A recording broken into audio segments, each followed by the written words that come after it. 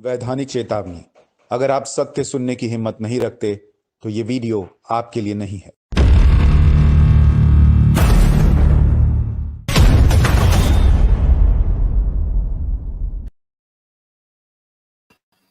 नमस्कार, बहुत स्वागत आप सभी का। मैं हूं सुशांत सिन्हा। आज जो खबर आपके लिए लेकर आया वो देश के लिहाज से बड़ी इंपॉर्टेंट खबर है। सवाल इस बात का उठ रहा है कि क्या नरेंद्र मोदी सरकार और सुप्रीम कोर्ट आमने सामने आ गए। एक ऐसी स्थिति बन गई है जो देश के लिए अच्छी नहीं, और जो सुनवाई सुप्रीम कोर्ट में चल रही है, जो बातें हो रही हैं, क्या उससे देश के लिए एक बड़ा खतरा पैदा हो रहा है। और अगर वो खतरा पैदा हो रहा है तो वो क्या हो सकता है, आज उसके बारे में आपको विस्तार से बताऊंगा। लेकिन यह खबर सबको देखनी और जाननी चाहिए, क्योंकि बहुत ज्यादा इस पर चर्चा नहीं हो रही, लेकिन यह देश के लिहाज से बड़ी इंपॉर्टेंट खबर है। और क्यों मैं कह रहा हूं कि नरेंद्र मोदी सरकार और सुप्रीम कोर्ट आमने सामने हैं, इसके बारे में भी आपको डिटेल से बताऊंगा। लेकिन पहले खबर क्या है आपको बता देता हूं। खबर दरअसल यह है कि supreme court questions lightning speed of election commissioner Arun Goyal's appointment. Supreme court में प्रशांत भूषण नाम के एक व्यक्ति जो है वो मामला लेकर गए कि भाई आप इलेक्शन कमीशन की जो नियुक्ति हो रही है इस पर जो है वो सुनवाई हो रही है। अब सुप्रीम कोर्ट ने जो अरुण गोयल नए इलेक्शन कमिश्नर जो हैं वो नियुक्त किए गए हैं मोदी सरकार की तरफ से, उनको इतनी जल्दी कैसे अपॉइंट कर दिया, इसको लेकर सवाल पूछा है। और यह मामला जब सुप्रीम कोर्ट पहुंचा तो वहां पर आज क्या हुआ पहले वो सुन लीजिए, फिर कल क्या हुआ था उस पर आऊंगा, क्योंकि बड़ी गंभीर टिप्पणियां हुई हैं और दोनों तरफ से, सरकार की तरफ से भी बहुत ही एकदम कट टू कट सीधा मुंह पर जो बोलने वाली बातें होती हैं वो कह दिया गया है। तो पहले सुनिए कि कल कोर्ट ने कहा था कि mechanism through which the former IAS officer was appointed as the election commissioner last week said that the centre should not fear producing the file if they were right as they claimed and they were not, there was no hanky panky. मतलब supreme court ने कहा कि अगर आपने जो नया election commissioner नियुक्त किया है वो हैंकी पैंकी, मतलब ऐसे आनंद फानंद में नहीं नियुक्त किया है, तो हमको फाइल दिखाइए। अब इलेक्शन कमिश्नर जो है वो कैसे नियुक्त हुआ ये फाइल देखना चाहता है सुप्रीम कोर्ट। और केंद्र कह रहा है, सुप्रीम कोर्ट ने पूछा कि क्या ये किसी जल्दबाजी में फाइल पास की गई, तो अटॉर्नी जनरल ने सरकार की तरफ से कहा नो, ऐसी कोई जल्दबाजी में नहीं हुआ है। Supreme Court says the file was cleared within 24 hours and asks if there was any tearing urgency. Attorney General responds, there are many instances of public appointment happens in 24 hours, 12 hours, and has asked, are we finding a fault? मतलब नरेंद्र मोदी सरकार की तरफ से जो attorney general जवाब दे रहे हैं, उन्होंने कहा कि 24 घंटे 12 घंटे में भी अपॉइंटमेंट हुए हैं। क्या सुप्रीम कोर्ट गलती ढूंढने की कोशिश कर रहा है? आप सोचिए, सुप्रीम कोर्ट जो प्रश्न उठा रहा है उसमें भी बड़ा निहित देश के लिए मुद्दा है, और जो सरकार जवाब दे रही है कि आप क्या गलती ढूंढने के लिए सुनवाई कर रहे हैं क्या, कि 24 घंटे में कैसे अपॉइंटमेंट हो गया। मतलब क्या एक आम आदमी के मन में प्रश्न ये आएगा कि जो इलेक्शन कमीशन की नियुक्ति होनी चाहिए उसमें नियम में कहीं लिखा है कि आपको 3 महीने उस फाइल को दबा के रखना है, 6 महीने रखना है, 5 दिन रखना है, 1 दिन रखना है, 12 घंटे रखना है? जब ऐसा कुछ नहीं है तो 24 घंटे में फाइल पास हो या 1 घंटे में फाइल पास हो, लेकिन उसकी एक पूरी प्रक्रिया है जो सुप्रीम कोर्ट जानना चाहता है। तो उसको जानने के लिए जब सुनवाई अंदर हो रही है तो कहा गया कि what kind of evolution is this, although we are not questioning the merits of Arun Goyal's credentials but the process. मतलब जो प्रक्रिया है चुनाव आयुक्त को नियुक्त करने की, उस पर सुप्रीम कोर्ट प्रश्न पूछ रहा है। अटॉर्नी जनरल ने कहा कि लाइन सुनिए कितनी इंपॉर्टेंट है, मोदी सरकार भी बिल्कुल हल्के में जवाब देने के मूड में नहीं है। Attorney general R Venkataramani asked the court to hold its mouth and requested it to look into the matter in its entirety. यानी एक तरह से मोदी सरकार ने कहा कि जरा देखिए कि आप क्या बोल रहे हैं। कोर्ट को मोदी सरकार कह रही है कि देखिए, जरा सोचिए आप क्या बोल रहे हैं, और पूरे मामले को गंभीरता से पूरी संपूर्णता में देखिए, सिर्फ एक इंस्टेंस के तौर पर मत देखिए। बहुत जबरदस्त टसल चल रहा है दोनों के बीच। The AG said there was no order by the court against making the appointment. बड़ा बेसिक सा प्रश्न कोर्ट में मोदी सरकार की तरफ से अटॉर्नी जनरल ने कहा कि आप कह रहे हैं कि 24 घंटे में अपॉइंटमेंट कैसे हो गया, कोई हैंकी पैंकी, कोई तेजी दिखाने की बाध्यता थी क्या? तो मोदी सरकार की तरफ से अटॉर्नी जनरल ने कहा कि क्या आपने कोई रोक लगाई थी क्या, क्योंकि कोर्ट ने कहा कि जब मामला सुप्रीम कोर्ट में था तो आपने आनन फानन में अपॉइंटमेंट कर दिया। तो अटॉर्नी जनरल ने कहा कि कोई रोक लगी थी क्या, कि नहीं आप अपॉइंटमेंट नहीं कीजिएगा जब तक हम सुनवाई नहीं कर लेते हैं। तो कोर्ट ने अग्री किया, agreeing that there was no such order. Justice Joseph said, but the application was there. We are not sitting in judgment over the appointment, but we would like to know if everything is hunky dory, everything is going on smoothly as you claim, you are nothing to fear. मतलब जज खुद कह रहे हैं कि कोई रोक नहीं लगी हुई थी, लेकिन हम मामले को सुन रहे थे। भाई सुप्रीम कोर्ट तो मामले को सुनने में कई कई साल लगा देता है, तो क्या करें, चीफ इलेक्शन कमिश्नर की अपॉइंटमेंट नहीं होनी चाहिए थी क्या? ये तो बेसिक प्रश्न पूछा जाएगा। सिर्फ इसलिए कि मामला सुप्रीम कोर्ट में है तो अपॉइंटमेंट नहीं होना चाहिए था क्या? और अगर सुप्रीम कोर्ट का भी तर्क है कि भाई अगर सब कुछ ठीक था तो फिर हमको फाइल दिखाइए। अब इसके बाद देखिए मामला कहां गया। बहुत जबरदस्त चर्चा हुई है सुप्रीम कोर्ट के अंदर, लेकिन देश में ये क्या हो रहा है और क्या खतरा हो सकता है उस पर आगे आऊंगा। The attorney general asked if the court was trying to say there is an underlying malice about the accountability of the council of ministers and the cabinet, मतलब सरकार की तरफ से पूछा जा रहा है कि क्या आप ये सवाल उठाना चाह रहे हैं कि जो मंत्रिमंडल है और जो सरकार की कैबिनेट है उसकी इंटीग्रिटी पर आप प्रश्न उठाना चाहते हैं, उनकी अकाउंटेबिलिटी पर प्रश्न उठाना चाहते हैं। तो कोर्ट कह रहा है no we just wanted to know for our satisfaction, let us know the mechanism you adopted. Court कह रहा है आपने क्या मैकेनिज्म अडॉप्ट किया है, ये हम अपनी संतुष्टि के लिए जानना चाहते हैं।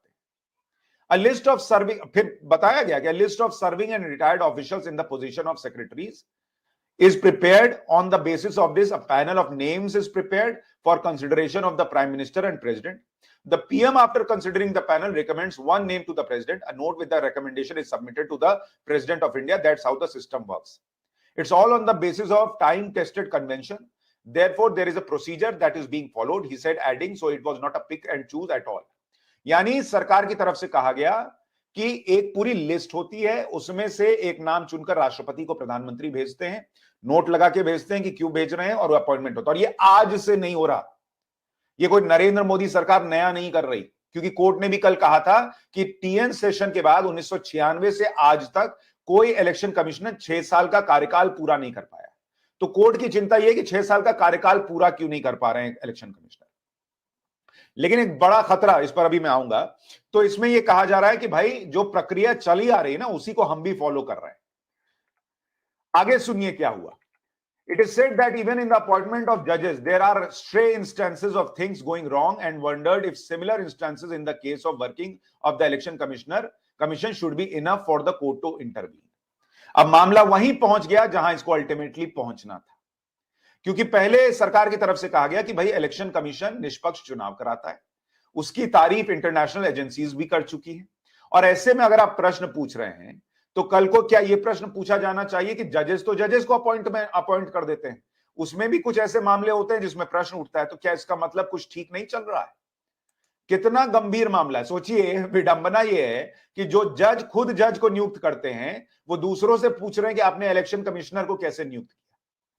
और सुप्रीम कोर्ट सबको पूछ सकता है, वो मीडिया से पूछ सकता है आप कैसे काम करते हैं, आप ये ठीक किया नहीं किया, मीडिया अंदर जाके, सरकार जाके, सब जाके, लेकिन कोई सुप्रीम कोर्ट पे टिप्पणी कर दे तो इनकी अवमानना हो जाएगी और फिर आपको जो है वो सजा की भी बात आ सकती है। खैर, तो जजेस को अपॉइंट करते हैं, वो इलेक्शन कमिश्नर के अपॉइंटमेंट पर सुनवाई करते हुए आगे क्या कहते हैं सुनिए।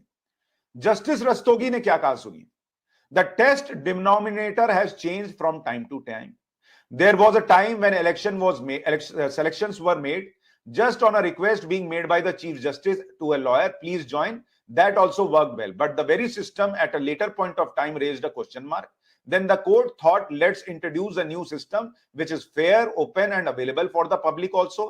So that system was introduced. Now we find that the system is also not working. Same is the question here also. मतलब जज साहब खुद कह रहे हैं कि जजेस के अपॉइंटमेंट के मामले में एक सिस्टम चल रहा था कि जज जो है वो किसी लॉयर को भी कह देते थे कि आप आइए और जज बन जाइए। वो सिस्टम ठीक नहीं था, ठीक चला, लेकिन बाद में ठीक नहीं लगा तो उसको बदला गया। लेकिन अभी जो सिस्टम है वो भी ठीक नहीं है। तो आप खुद मान रहे हैं कि आपका सिस्टम ठीक नहीं है, लेकिन आप उसमें एनजेएसी आ जाए, नेशनल जुडिशियल अकाउंटेबिलिटी बिल आ जाए, तो आप उसके लिए तैयार नहीं है। वो आपने एकदम एरिया घेर के रखा है कि नहीं, जज ही जज को नियुक्त करेंगे, उसमें कोई नहीं घुसेगा, लेकिन आप हर जगह घुसेंगे, ये मानते हुए कि आपका सिस्टम ठीक नहीं है। क्या आप दूसरों को मौका दे रहे हैं कि आप उस सिस्टम को ठीक करें? क्या आप दूसरों को मौका दे रहे हैं कि उस सिस्टम पर बहस करें कि जजेस की नियुक्ति कैसे हो रही है? यहां तक कि कानून मंत्री ने अभी हाल में कह दिया कि भाई जजेस जो है, जो अंदर कोर्ट के अंदर चल रहा है, वहां कुछ लोग जो है वो सब कुछ रूल कर रहे हैं, कुछ वरिष्ठ वकील, कुछ पावरफुल लोग उसको रूल कर रहे हैं, ये कानून मंत्री ने कह दिया। बावजूद इसके क्या उस सिस्टम पर कोई सवाल खड़ा हो रहा है? फाइलें मंगाई जा रही हैं कि आपने जजेस की नियुक्ति कैसे की, नहीं की, लेकिन यहां आप सवाल पूछ रहे हैं। खैर, और मैं ये प्रश्न पूछना चाहता हूं, अब आप देखिए ये कितना गंभीर है। मैं क्यों कह रहा हूं कि इससे एक बड़ा खतरा पैदा हो रहा है। ठीक है, सुप्रीम कोर्ट पूछ रहा है, पूछ लीजिए, आप पूछ सकते हैं। सरकार भी एकदम तगड़े से जवाब दे रही है कि बॉस, इसका मतलब ये नहीं कि कुछ गड़बड़ हो रहा है, कन्वेंशन तोड़ के हो रहा है। लेकिन सुप्रीम कोर्ट के दो तर्क है। पहला ये कि भाई सरकार कैसे चुन रही है, और दूसरा कि 6 साल का कार्यकाल पूरा क्यों नहीं हो रहा। अब मैं आपको एक उदाहरण देता हूं, इसको सुनिए। सीबीआई का जो चीफ चुना जाता है, the appointment is done by the centre on recommendation bye a 3-member appointment committee. केंद्र सीबीआई का प्रमुख सीबीआई डायरेक्टर को चुनता है, 3 लोगों की कमिटी होती है। उस 3 लोगों की कमिटी में कौन है? प्राइम मिनिस्टर है, इसके अलावा लीडर ऑफ ऑपोजिशन होते हैं, और चीफ जस्टिस ऑफ इंडिया होते हैं, या अगर वो ना हो तो उनकी जगह वो किसी जज को नियुक्त कर देते हैं।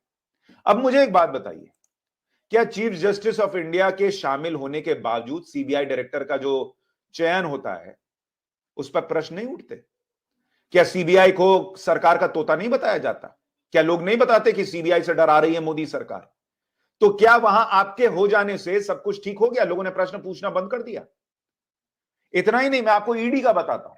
जो ईडी के ऊपर आरोप लगता है, सीबीआई ईडी, उसको भी एक कमिटी होती है जिसके रिकमेंडेशन पर सेंटर अपॉइंट करता है। तो क्या हो गया? उस कमिटी के होने से क्या हो गया? लोगों ने सवाल पूछना बंद कर दिया क्या? क्या सीबीआई डायरेक्टर और ईडी के जो डायरेक्टर हैं उनका कार्यकाल जो है वो पूरा कर पाते हैं? क्या चीफ जस्टिस जो चुने जाते हैं वो अपना कार्यकाल पूरा करते हैं? जितने कितने साल कर पाते हैं? अभी यूयू ललित बने थे चीफ जस्टिस ऑफ इंडिया, कितने दिन रह पाए? देखिए, ये गंभीर प्रश्न है, और मैं इसलिए कह रहा हूं कि प्रशांत भूषण जैसे लोग तो कोर्ट पहुंच गए, लेकिन ये जो सुनवाई हो रही है ना, ये देश के लिए बड़ी गंभीर है। संकट ये खड़ा होगा कि सुप्रीम कोर्ट तो चलिए अच्छी नीयत से हो सकता है प्रश्न पूछ रहा हो, केंद्र भी जवाब दे रहा है, लेकिन इस बीच वो संस्था जो निष्पक्ष चुनाव कराने के लिए जानी जाती है, जिसकी दुनिया भर में तारीफ होती है, चुनाव आयोग, उसको लेकर चर्चाएं शुरू हो रही हैं। लोग अब इस पूरी आर्ग्यूमेंट को सुनने के बाद ये सोचने और पूछने लगे, क्योंकि इसमें देखिए आर्ग्यूमेंट में होता क्या, आधा हिस्सा काटेंगे, आधा हिस्सा छाटेंगे, लोग अपने हिसाब से पेश करेंगे कि देखो कोर्ट ने ये कह दिया, कोई कहेगा देखो सरकार ने ये कह दिया। लेकिन आज सवाल उस पर उठने लगा है, या चर्चा उसको लेकर होने लगी है जिस पर चर्चा होना बड़ा गंभीर है। इलेक्शन कमीशन को अगर आप कटघरे में खड़ा कर देंगे कि सरकार अपनी मर्जी से चुनाव आयुक्त नियुक्त कर देती है, तो एक क्वेश्चन मार्क क्रिएट कर रहे हैं आप, और वो क्वेश्चन मार्क इस लोकतंत्र में बहुत गंभीर प्रश्न खड़े करेगा। सुप्रीम कोर्ट के जजेस को भी देखना चाहिए कि क्या ये जो प्रश्न खड़ा हो रहा है ये देश के लिए घातक तो नहीं हो जाएगा। आप इलेक्शन कमिश्नर की नियुक्ति पर सुनवाई कीजिए, लेकिन क्या इसका कोई उदाहरण मिलता है कि इलेक्शन कमिश्नर ने कोई ऐसी गड़बड़ी की हो जिसकी वजह से ये तय होना चाहिए कि अपॉइंटमेंट ठीक हो रहा है या नहीं हो रहा है? सरकार भी जवाब दे रही है, लेकिन उससे भी बड़ा प्रश्न यह खड़ा हो रहा है कि क्या यह मामला सुप्रीम कोर्ट तक जाना चाहिए?